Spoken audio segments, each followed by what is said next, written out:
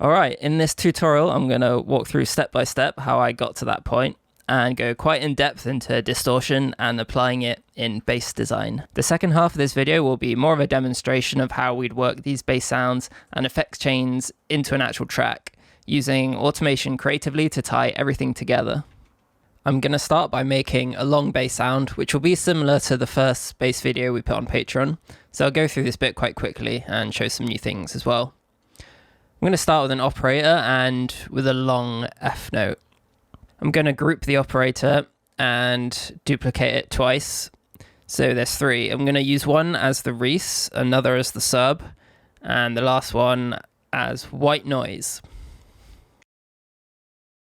We're just going to focus on the Reese for now.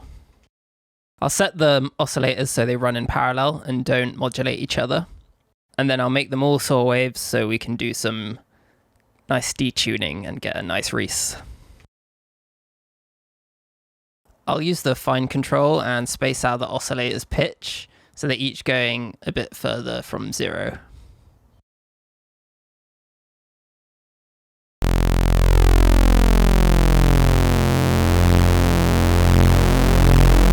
I'll introduce a bit of sub.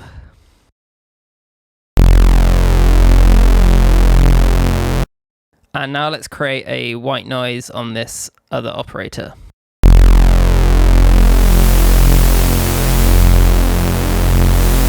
But I want to make this fit with the saw waves better, so I'll process it with some distortion.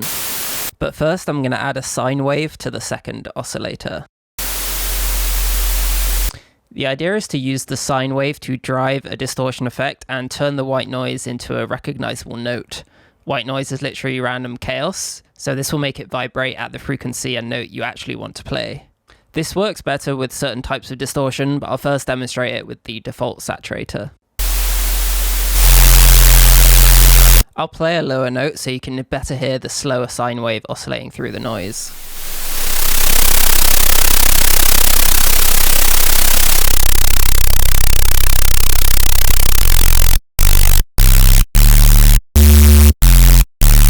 This can be improved though, and I usually like to use iZotope Trash for this, which is a really powerful distortion plugin. I'll go into this plugin more later, but for now I'll use one of the fuzz distortion types. I really like this rectifier. It has a nice tone which works well for noise. Obviously there's still the bass in the sound, but we just want the affected white noise layer to layer on top of the Reese, so let's add a high pass.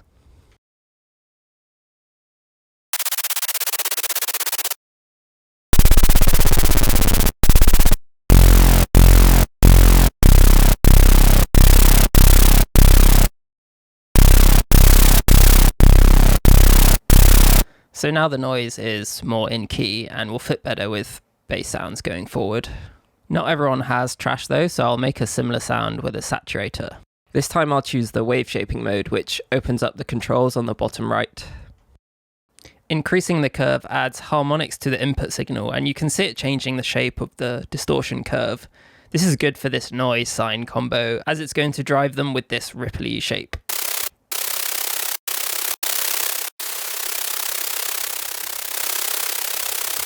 We can use the damp dial to flatten the curve at the center of the grid, which basically creates a noise gate effect and makes the ripply sound much tighter. It's also important to get the volume going into the distortion right, especially with this technique of combining sounds.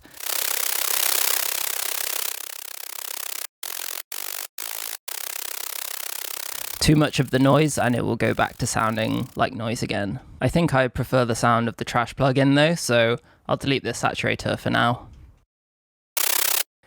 Okay, now let's start distorting the whole sound.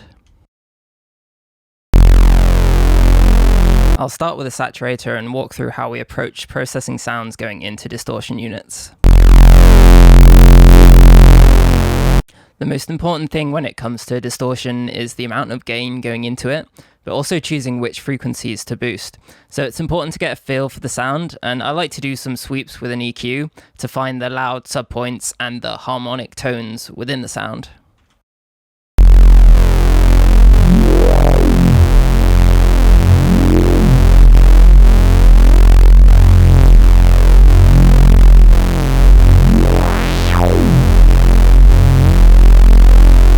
Swooping around these points going into a distortion will get some interesting tones.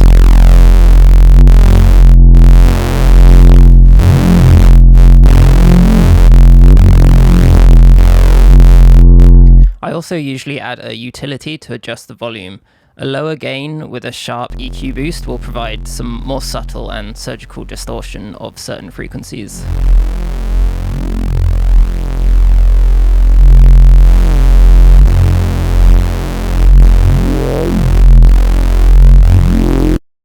So at this point I'm still aiming for a relatively clean sound, but I'm going to automate some movement for the bass now. We could do this by drawing in the automation ourselves, but let's try something else. Max for Live is an extension of Live, and there are some really useful tools here, like an LFO tool, which you can use to map anything to an LFO. So I'll select Map and click on Frequency. You can see that moving about now, and we can lessen how much it moves with the depth slider and change where it moves with the offset. So now it's sweeping around the sub.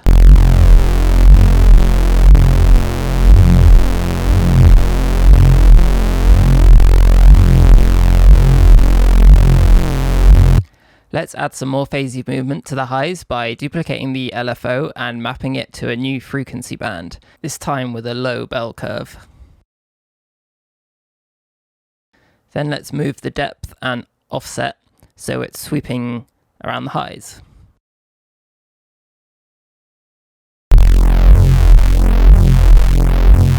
I like to get the sweep around the mids too, so it creates a nice phasiness.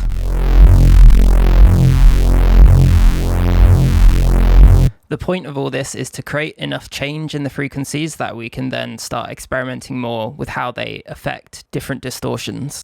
So I'll boost the gain with the utility and see how it sounds going into the saturator.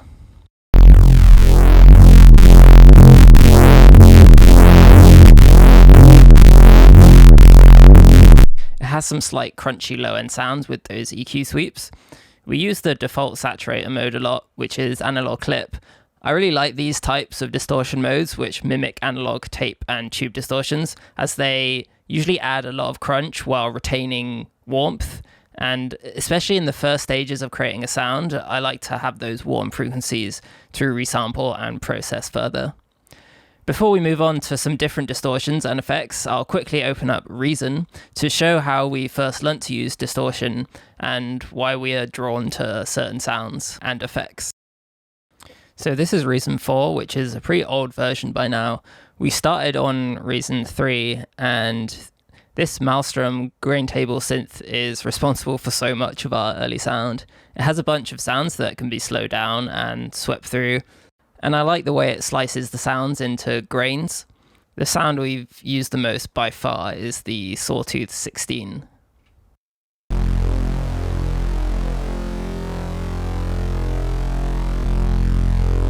And the thing I like the most about Reason is this distortion, the Scream 4. It has this really nice tape distortion mode.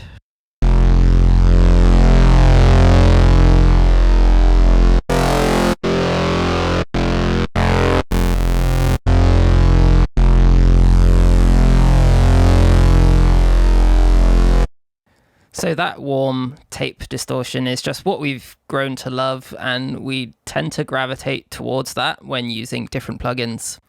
So a huge moment for me was discovering the effect of EQing or filtering before a distortion. It sounds really nice with the Scream 4. A cool thing about Reason is being able to patch different things on the back. For example, we could use the LFOs on the Maelstrom to affect the frequency on the EQ.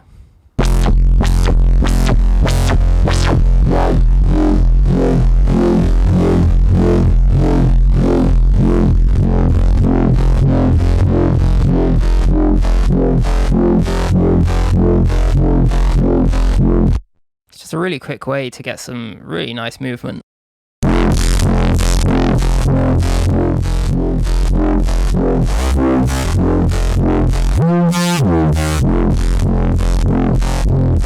So back in Ableton, we've got a similar thing going on with a saturator.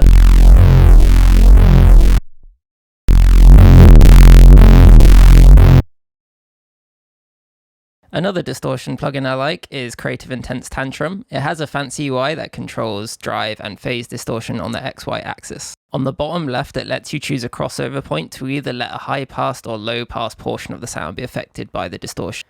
I'll stick with the low pass mode so we can distort most of the sound, including the sub, and I'll select the tape mode for that warm crunchiness.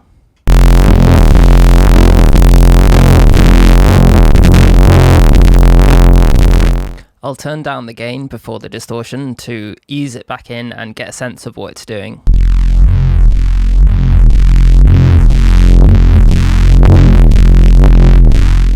At this stage, I'm still just looking for some clean and subtle warmth.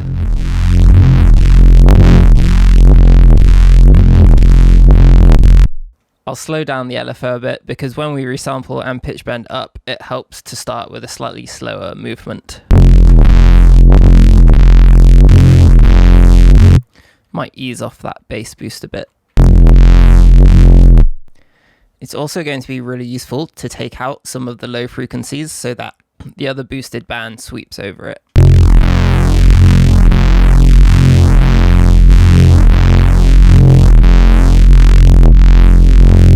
I'll apply another LFO to that, and the reason this is so useful is it creates moments where they overlap and moments where there is less and then more bass going into this distortion, which again provides more contrast and movement for when we resample and use it again. And I'm making sure they sweep around that very low end.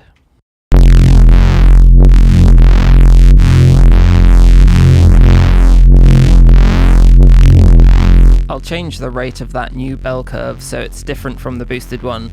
It can be good to produce some unpredictable crossover points for when we want to process it later on. And now I'm just fine-tuning it until I can just about hear the effect the EQ is having on the crunchy tape effect.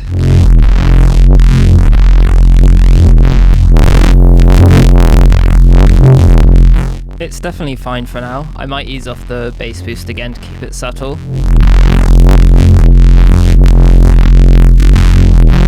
I just like having a bank of these cleaner exports because there's so much more you can do with them later on. So now I'll get that resampled and we can go more in depth into layering different distortions.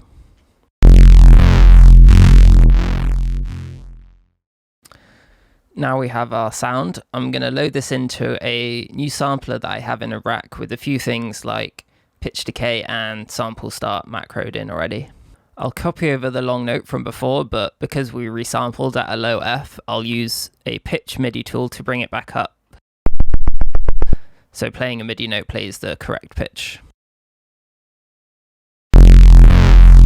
I've copied the note over and I'm going to make a pitch bend by assigning pitch transpose to macro 8. Simpler doesn't have great pitch bending control, so I like this method to get dramatic pitch bends.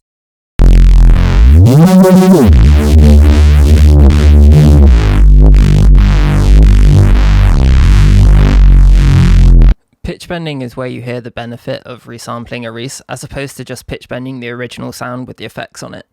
All the movement and processing gets sped up or slowed down, and you can get some unpredictable results at higher pitches.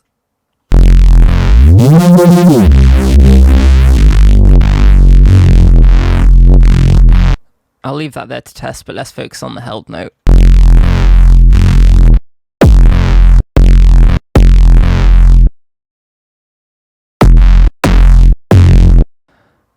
I'll first add a limiter and a utility just to get full control of the volume. I'm going to make a new effects rack, and this is going to be where we create different distortion tones to mix together. I like to build a group of effects that color the sound differently so we can get a full range of crunchy mids and crispy highs. So I'll call this a color rack. This will be a low pass layer, and we'll mix that with some mids and highs. It's just a general guide for now really, but we're going to aim for those things. Alright, I'll low pass the first one, and I'll create another EQ for the mids now. And to start with, we're going to use trash again. Now for me, this is where trash really shines. We're going to use it to get some nice mids and highs, so I'll high pass after it in the chain.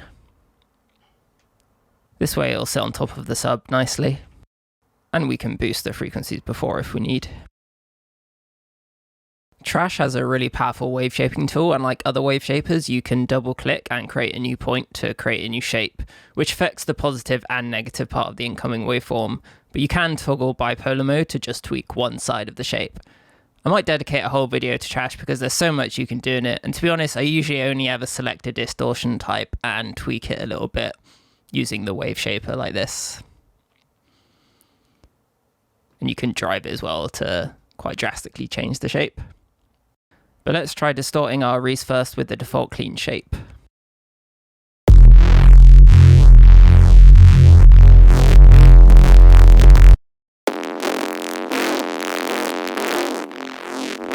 So just adding an angle and moving it towards the center already affects it quite a lot. I'm going to add a utility so we can adjust the gain going into the trash. Trash really benefits from easing the gain into it, especially when you add distortion types that change the sound a lot. So let's add something more intense and choose something that will add more interesting crunch to the mids.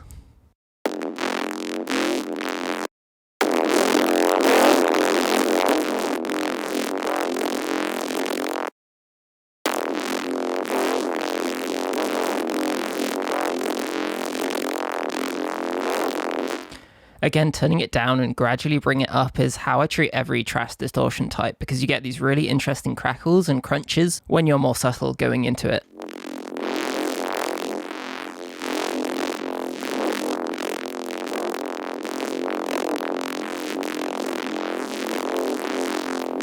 And then you can bring out these crackles even more with multiband compression.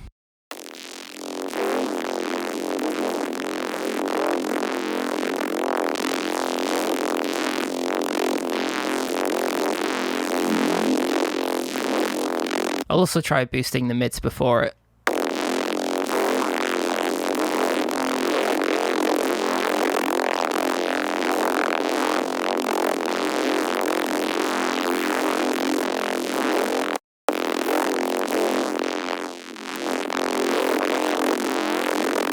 So now we've got some mid crackliness. But we can utilize that distortion and create some nice stereo crackle too by adding some reverb before it.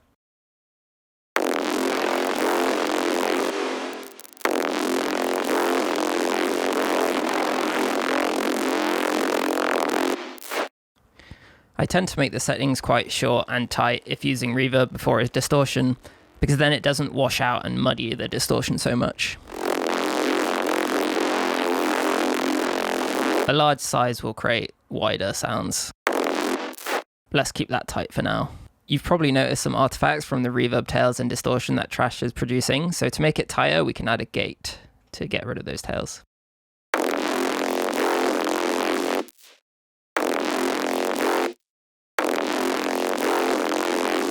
And now we have the reverb, we could experiment more with the gain going into the trash.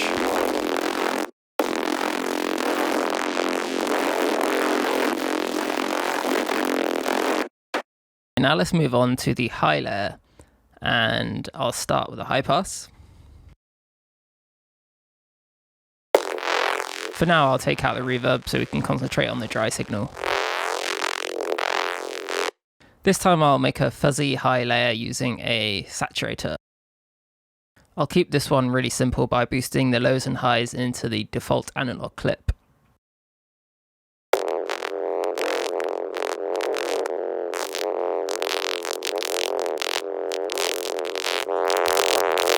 I turn this bass dial down so it affects less of the lows.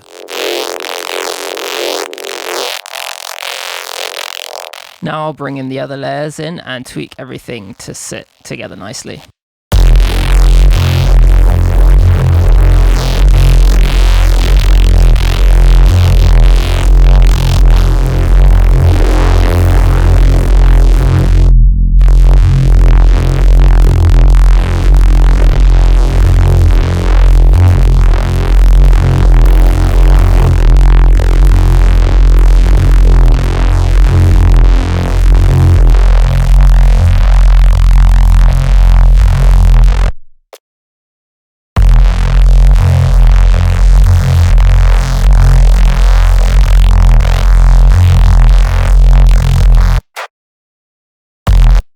Still a bit of a tail there. I like to add a saturator on the end too to glue it together with a bit of crunch. I'll add that after the utility. Again, to control the gain before distortion. Pitch bending usually needs some automation when there's this much processing in the channel, but we'll sort that out in a minute.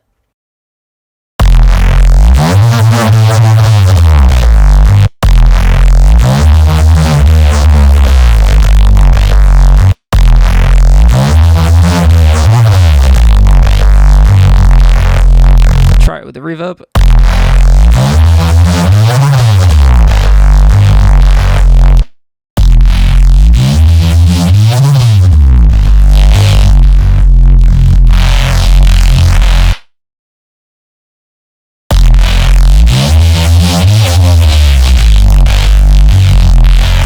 So we have these different layers to play with, so we could try automating some of them. I'm going to right click on the record button and press edit key map. Then I'll press R to assign it to the record button. So now I can press R and shift parameters to easily input some automation, but make sure the automation arm is enabled and other channels aren't armed. So now I'll press record.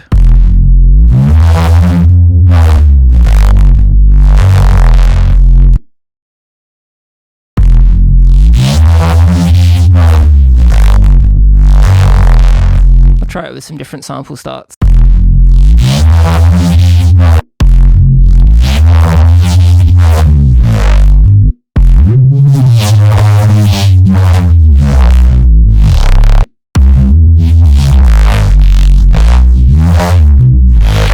So you could work this into a track and make it sound nice, but let's continue with the processing and see what else we can do. I'm going to do what we did in the first stage, which is add an EQ to boost frequencies at the beginning of the chain.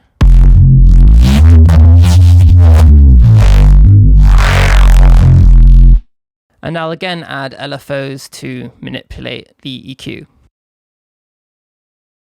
Map that to the frequency.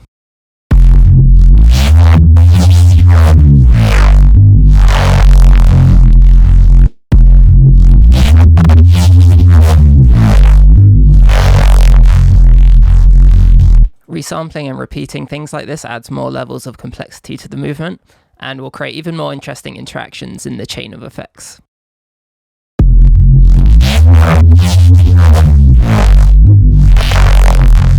I'll delete the automation for now.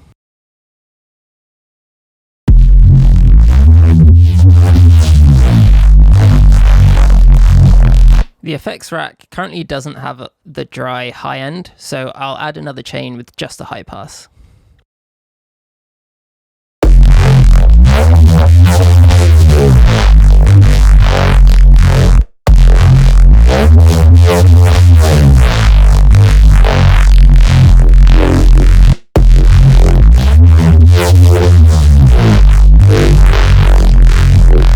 I'll go back to processing the held constant note. And I'll create something to resample again by tweaking all the parameters we have.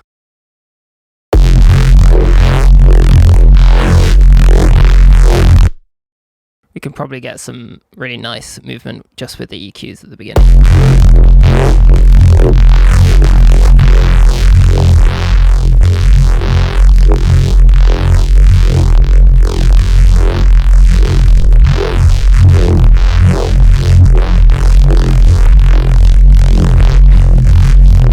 So there's tons of variations we could export there, but I'm thinking the crackliness we made on the trash earlier on is probably the most interesting thing to bring out. So I'll adjust the LFOs again to move closer to the bass, and then let's bring out the trash.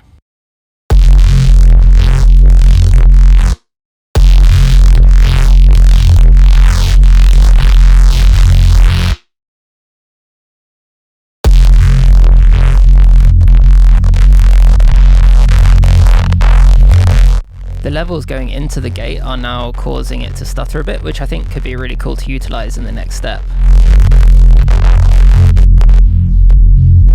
The threshold and return makes the zone that it lets audio through really sensitive to just the peaks of those crackly bits, which then pass through the OTT and get boosted and compressed. I'll resample this now, but while that's happening, I'll adjust some of the parameters so there are a mix of these parts that we've been working on.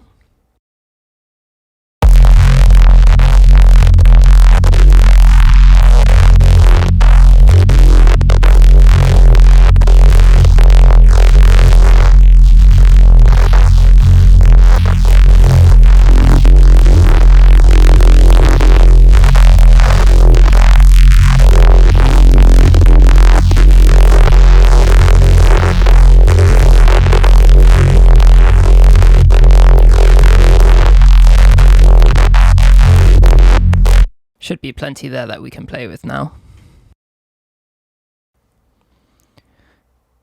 So I'll copy over this sampler and then put in the new recording. This time I'll set this up as if I was actually making this for a tune as opposed to just resampling it again. You could just keep resampling like that forever, and it is really fun to do.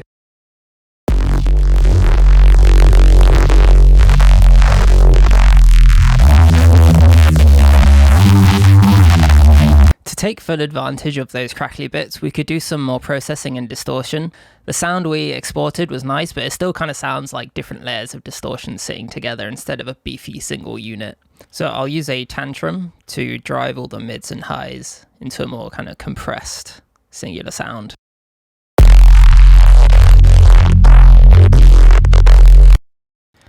gonna put an EQ on this other layer to low pass it.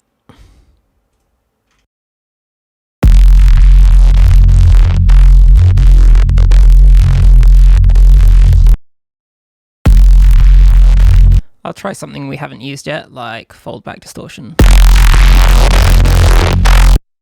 It's quite intense, so again, I'll add a utility.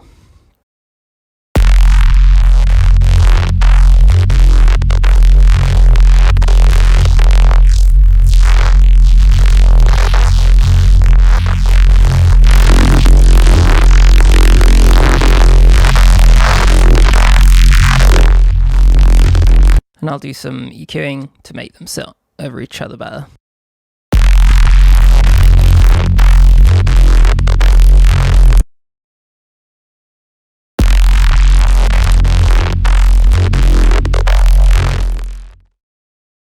So now would be a good time to bring in the noise we made at the very start. So I'll copy that, paste it into this new rack we have.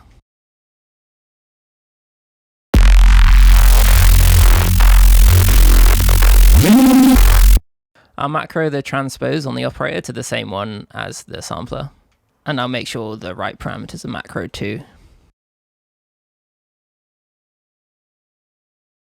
I'll change the voices to 1 so it will glide in the same way as the sampler does.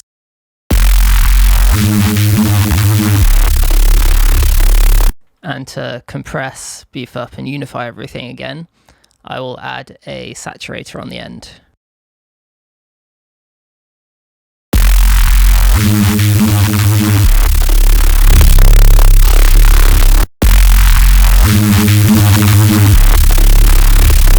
Currently the tantrum is distorting both noise and the resample, but I want it to just affect the sample and have the noise run straight to the saturator, so I'll move the tantrum group into the simpler channel.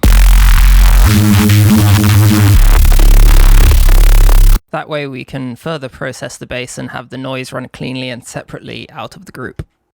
I'm going to use this EQ to low pass and boost the bass peaks to drive into the saturator with the noise.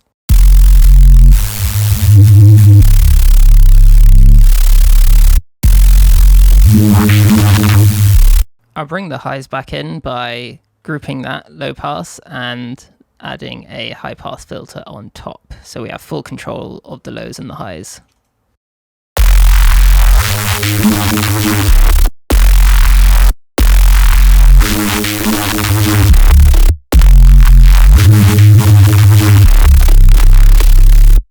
So from here we can just move the low pass peak to wherever the harmonic peaks are for some really fat distorted sounds. So next I'll draw in a melody, then I'll show how we would go about automating these things to work it around the melody.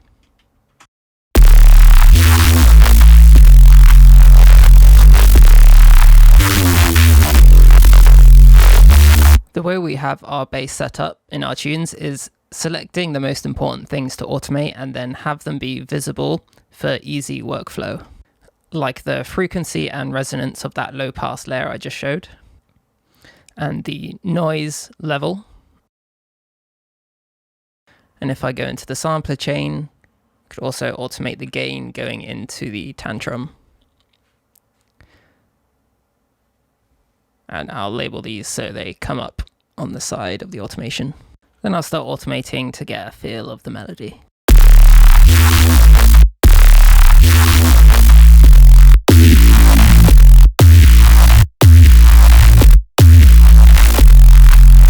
We can automate the low pass frequency up for the pitch bends.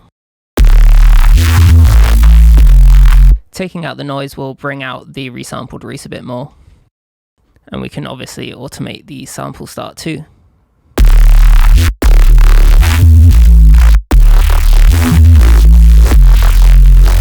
Often just changing the sample start of a little bit can improve the sound a lot.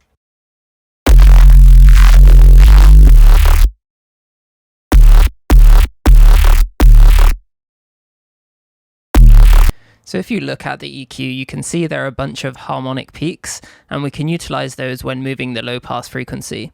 The loudest peak is about where the filter is currently, and having higher resonance there will really boost that into the saturator. Moving the frequency in and out of those harmonic peaks can get some pretty good results, especially when combined with pitch bending.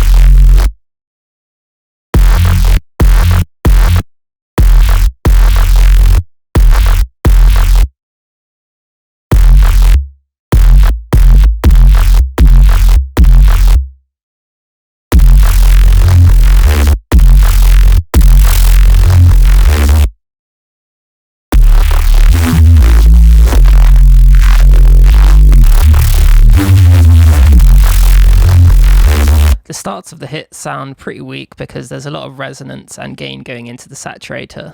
When the next bass note begins, we can reduce the resonance before the start of the hit so they are not so compressed going into the next one.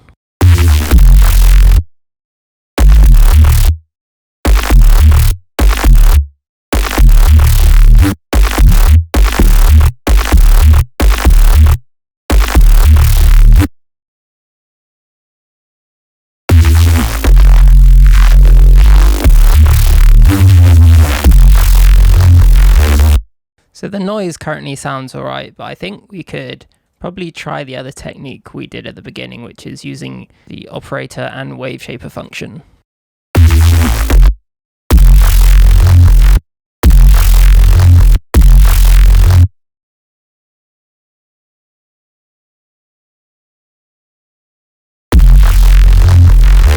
It's quieter, so I'll need to turn the volume of this chain up.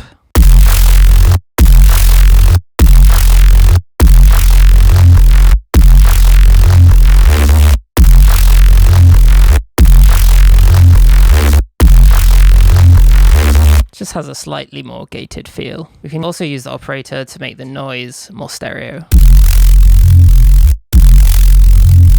by increasing the spread.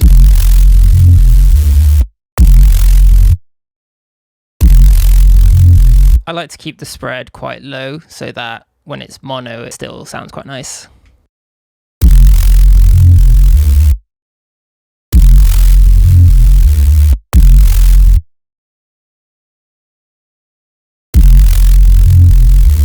It's not a huge thing, I just like things to sound good in mono if possible.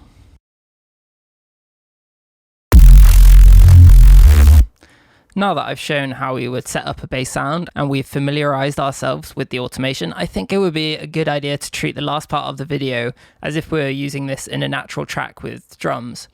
So applying the automation rhythmically and doing some further experimental processing. I've added a rough drum beat just to start working the bass around.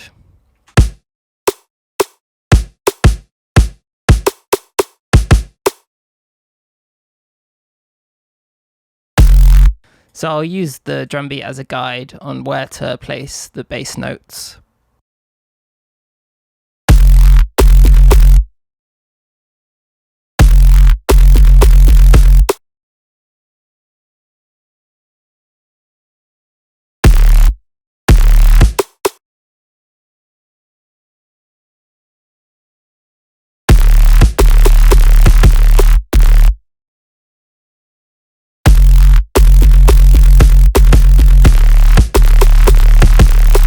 And then I'll work the automation around those notes.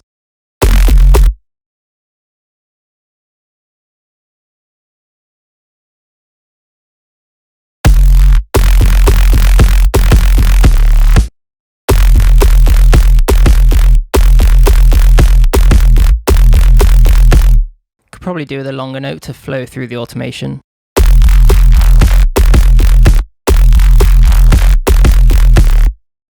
Then just zone in on specific parts and make it more percussive.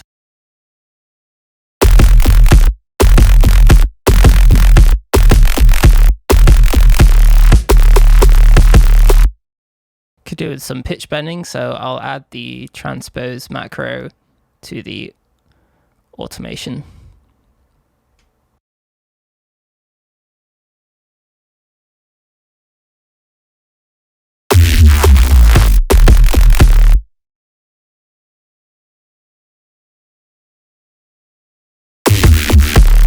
I've got some automation to work with now, but I think we could maybe get some better rhythmic interactions out of the automation by using some multiband compression and then working the automation a bit more aggressively into the compression. I always increase the threshold of the OTT band so it's not compressing it quite so much. I'm gonna distort it again after the OTT because I reckon some automation of the bass threshold from the OTT could work nicely into it. I'll play it first just with the OTT.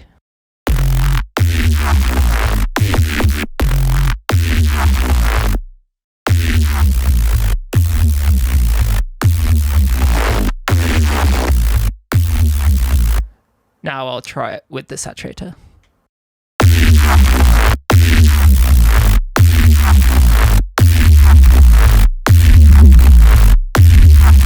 So this is what I'll be automating, the low band threshold. And this bit of automation is what I'm going to base almost everything around from this point forward. It helps a lot to choose a rhythmic automation part and work everything around it to get some cohesive interactions between the effects in the chain. So I'll try applying it to the gain going into the tantrum distortion and to the low band threshold of the OTT. But I'll adjust it up to let more bass through.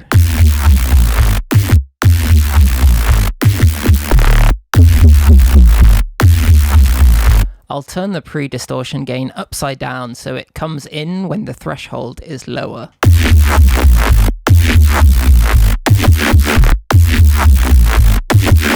So we can continue this path of trying this automation on different things and seeing how they interact with each other. Like, let's put that upside down automation on the noise.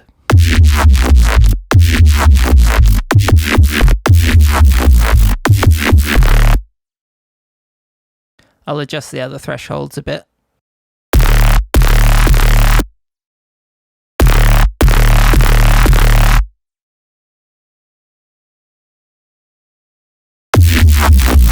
Could probably do with less of the noise. And as always, we can try changing the sample start. It's pretty satisfying to have that kind of long recording with lots of movement because you can just change the sample start and get instant variety. Just trying the pitch slightly differently.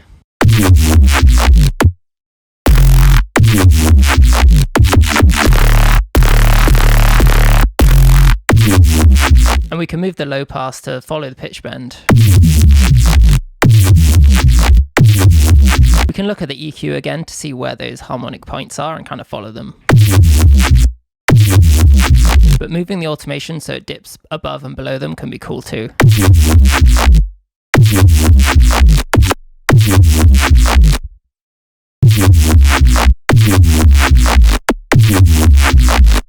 I'll work on this first hit, make it kind of nice and fat.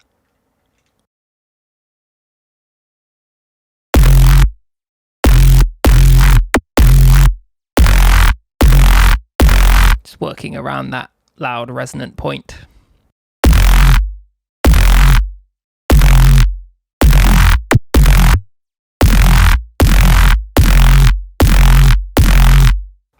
And try a different sample start.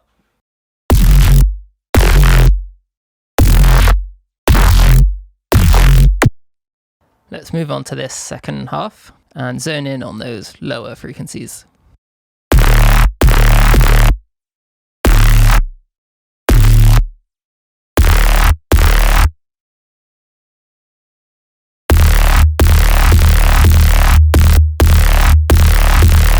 We could aim for those slightly higher harmonic frequencies, but because they are quieter, I want the OTT threshold to let more of the bass in to get to the saturator.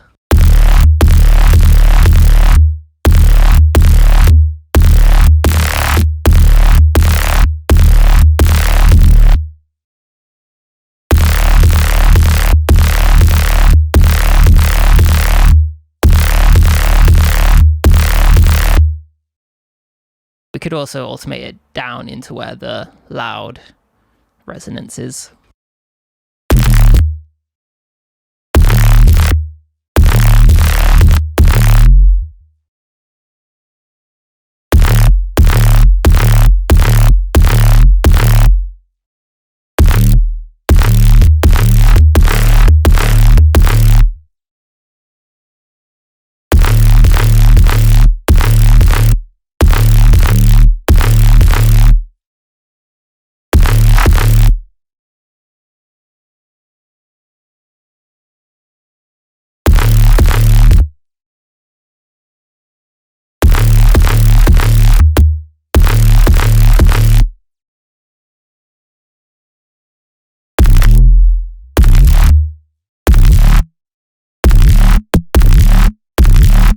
And we could try different parts of the sample with that new resonance.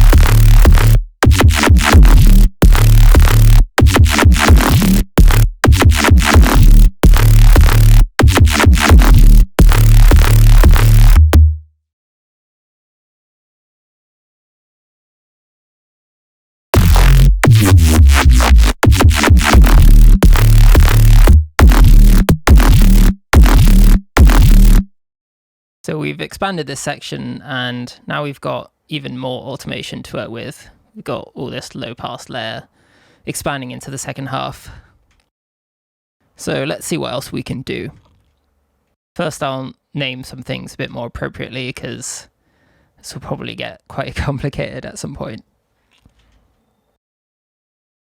I want to get a bit more experimental now and see how we can apply this automation to some more things and create some more interesting chains.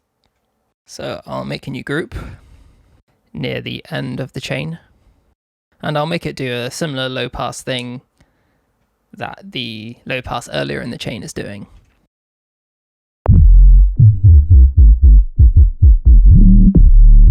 So we have a nice strong sub layer to build on top of. So I'll high pass this other one. And I'll see if we can do some interesting things with more reverb.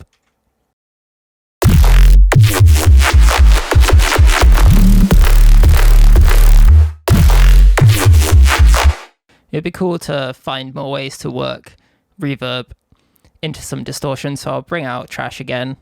And there's all that compressed low end from the OTT that we can try and work into this.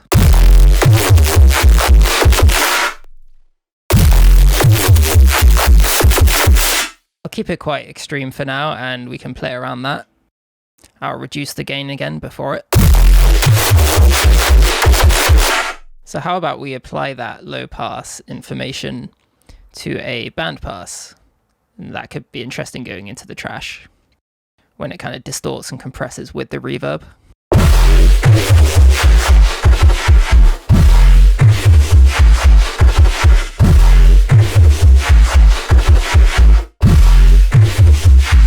Sounds like it's kind of sucking in and out. Maybe let's increase the resonance to get more of that.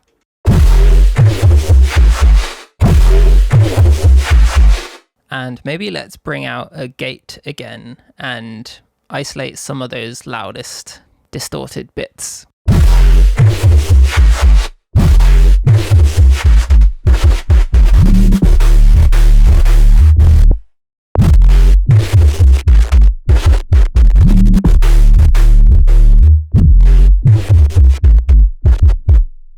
Like before, let's try multibanding after the gate to bring out the gated bits.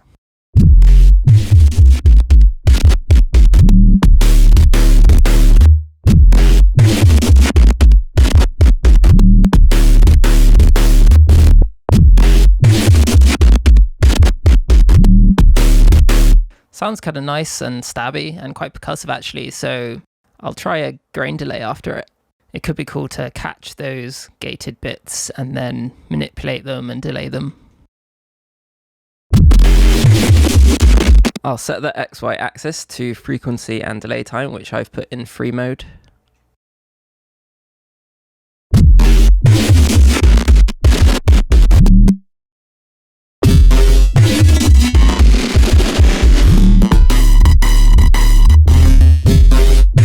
Those grains going into the OTT kind of make some glitchy, quite stabby sounds. And I'll try distorting it because why not?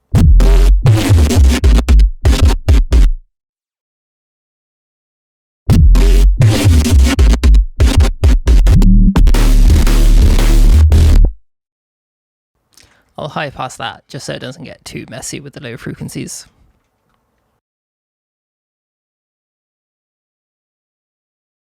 And I'll try recording while moving about the XY axis on the grain delay.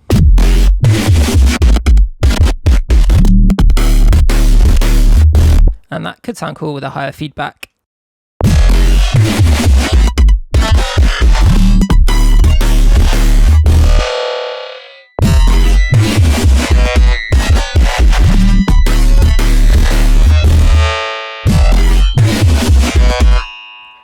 I'll turn down the grain delay for now. And I'll see how else we could maybe make this chain more interesting. I'll apply that low pass frequency information to a few more things, like this high pass frequency before the OTT. And I'll also apply it to the low band of this OTT.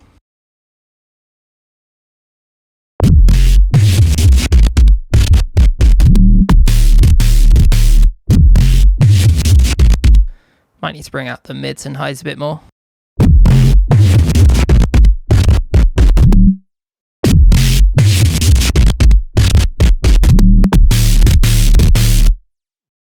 And since we've come this far, let's try adding some distortion after the gate, but before the grain delay. I'll add a tantrum again. And like before, I'll add a utility, which I'll turn down, and then an EQ so we can boost before it.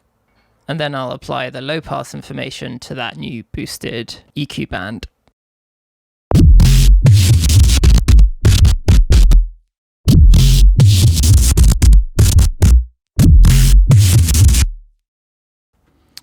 Let's change it to the high pass mode.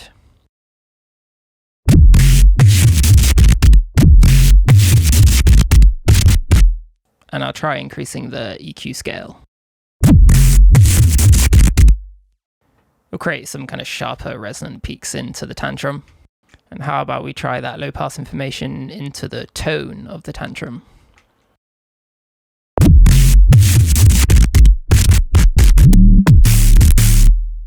It seems like there's a lot of kind of reverb coming into it, so let's try taking that out a bit and try it a bit cleaner.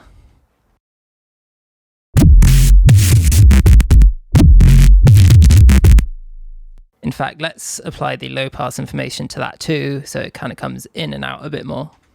Or even the upside down version of it that we have on the distortion gain there.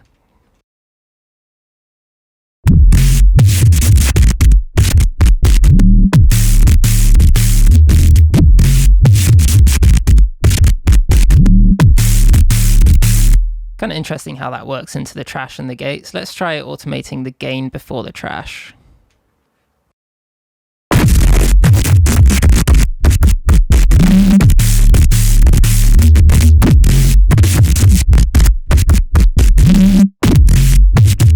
Kind of cool how it affects the gate.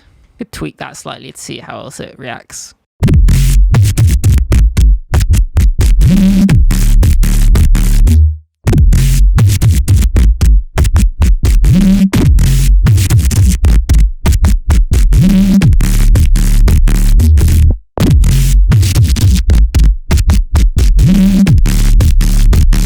And now that it's a more distorted sound, let's see how it works with the grain delay.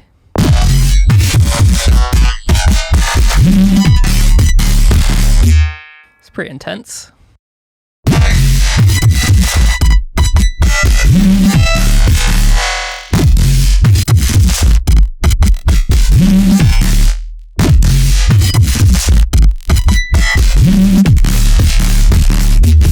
I really like having these complex chains and seeing how things react with them. I thought it'd be a good time to bring the drums back in to see how this works with them, so we can tweak it further until they all fit together nicely. I brought in some fatter drums that I used in Cosmic Tuba and I placed them in the same place as the other drums we had. I've added a sidechain track with triggers that are affecting the sidechain compressor I've put on the end of the bass.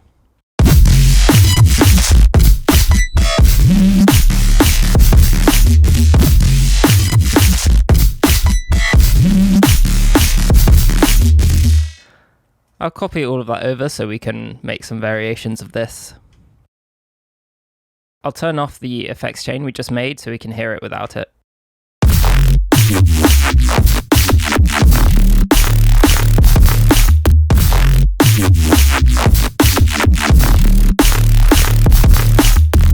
With these effects chains, we could just mix and match by automating it on and off.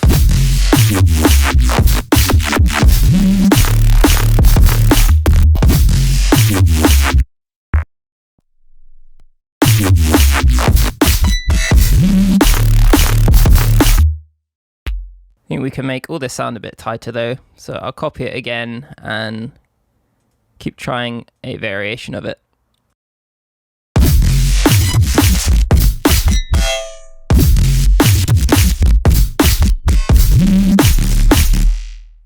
So I think we'll see what we can do to process all of this in a different group after that chain.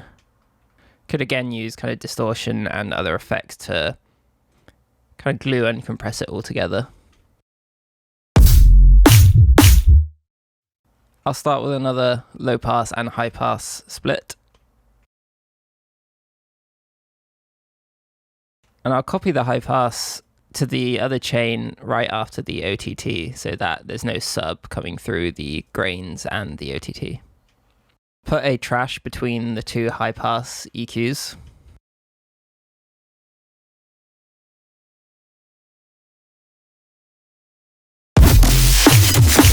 I'll make another copy of that.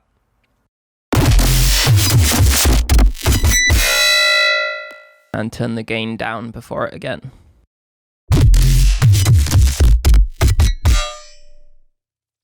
I like what that's doing to the distorted grain delay and reverb, so let's kind of bring that stuff out even more with some multi-banding. I'll increase the threshold to let through more of all the bands. And OTT brings the overall volume down, so I'll turn that up.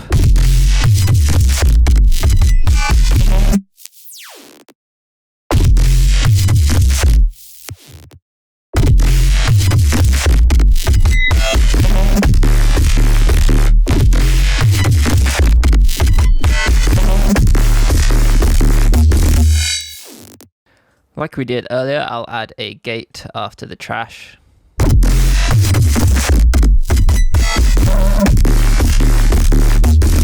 I should tighten up those tails a bit. I'll apply that low pass information to the volume of this new chain we have.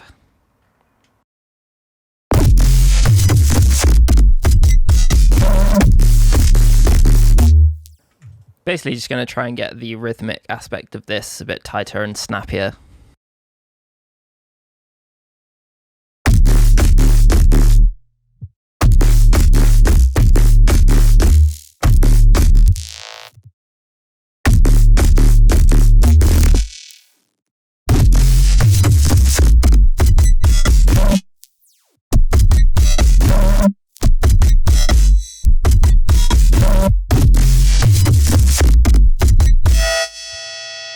Try and make this even snappier.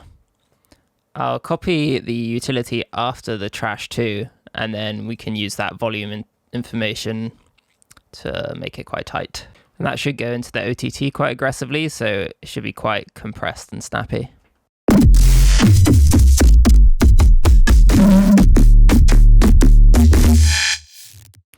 After that new OTT, I think I could probably boost some frequencies into another saturator.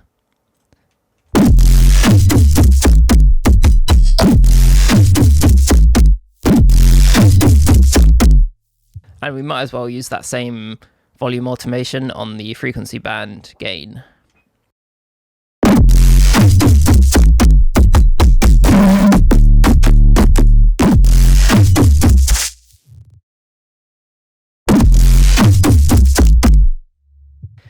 It's lacking a bit of highs now, so we could add another band a bit higher up and apply the same automation to it.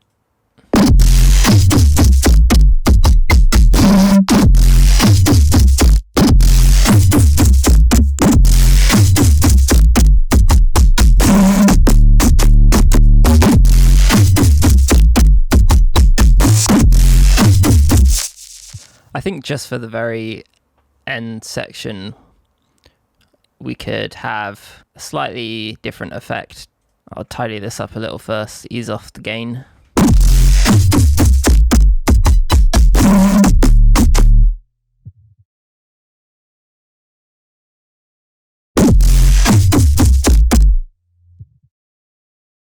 So I'll make another group and I'll add a delay this time.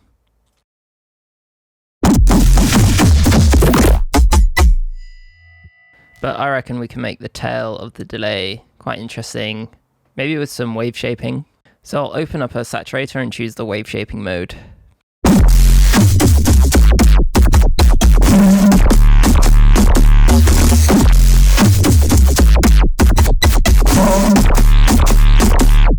So one good thing about wave shaping, you can just completely transform any kind of effect into that kind of strange twangy sound. And I just want this on that last bit really, so I'm just going to turn the volume down before it on the group channel.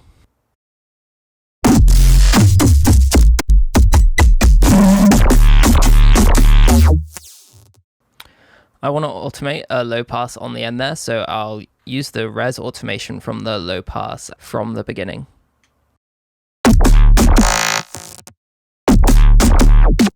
I could maybe boost the kind of mid-highs a bit.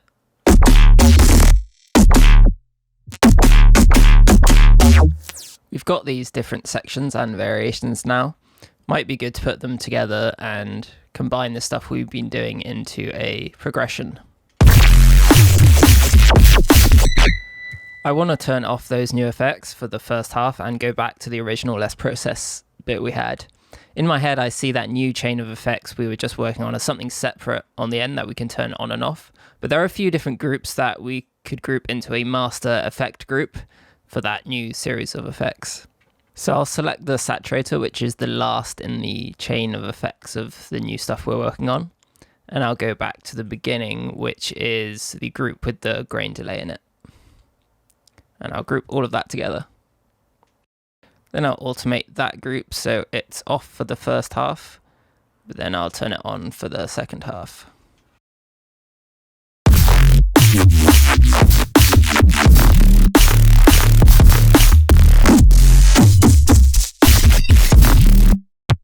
Right there, I just want the grain delay group without the distortion after it, and without that delayed wave-shaped group as well. So I'll select the distortion group directly after the grain delay group. Then holding shift, I will select the saturator on the end to select everything to that point. And when I group that, I can then turn that off at that little bit we want to leave the grain delay group free from the effects after it.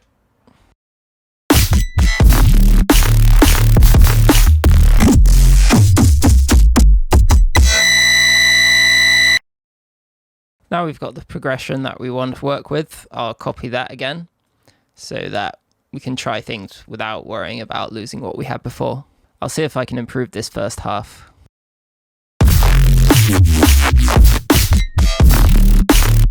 Just make the notes longer.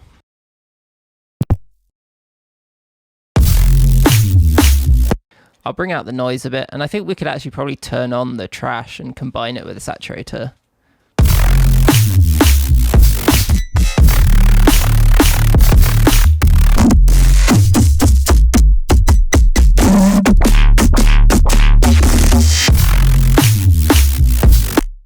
Sounds a bit more aggressive now. I want to get more out of the wreath we made and see if we can work around the movement a bit more. I think we could adjust the filters and the distortion gain to make it a bit more interesting.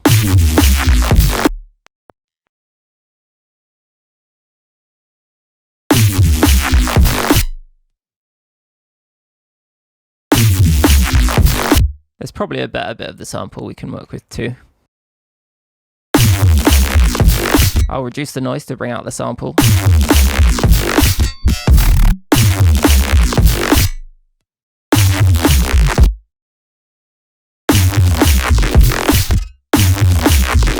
And let's automate the gain before the distortion.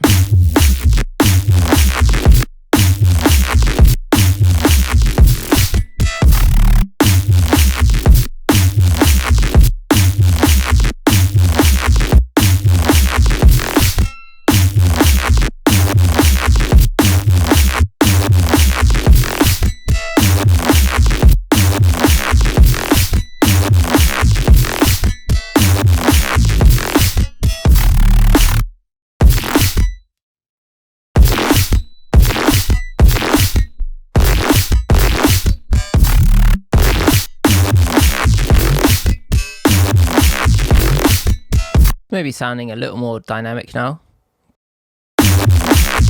Maybe let's bring up the low pass right at the beginning.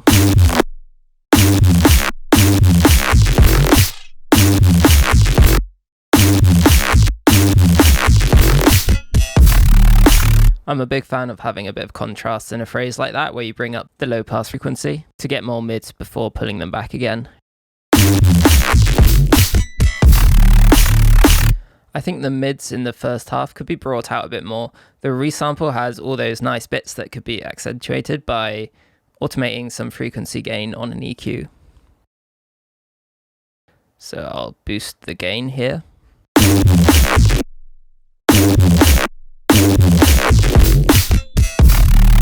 And then I'll automate the frequency.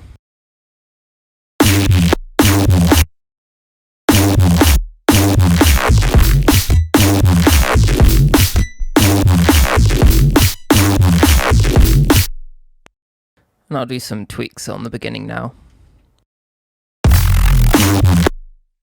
Just want a bit where there's like more movement in the noise and the gain.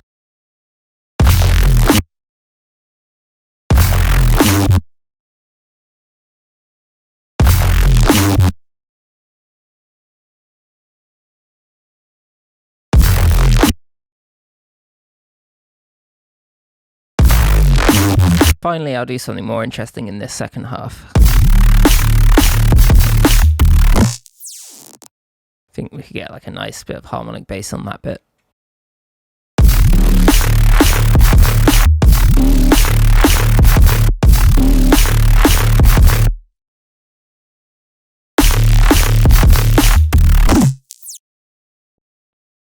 And by moving the bass notes, could probably improve the rhythmic groove aspect of it. And perhaps on those kind of smaller notes, we could put the pitch up like an octave or two.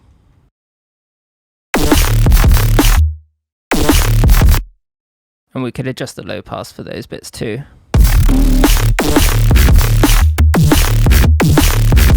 Again, looking for those loud harmonic points to beef it up.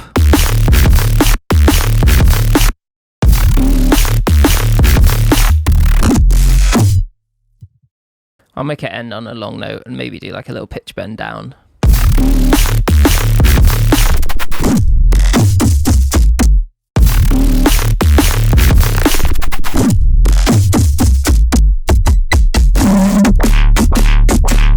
Let's try that second half with some drums too. I'll take out the kick there for that transition, which was pretty cool.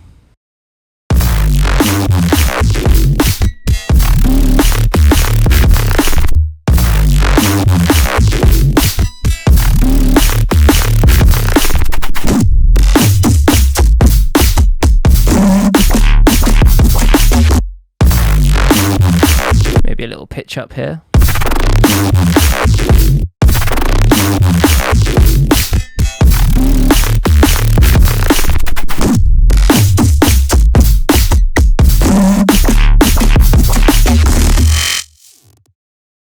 So I'll leave it there.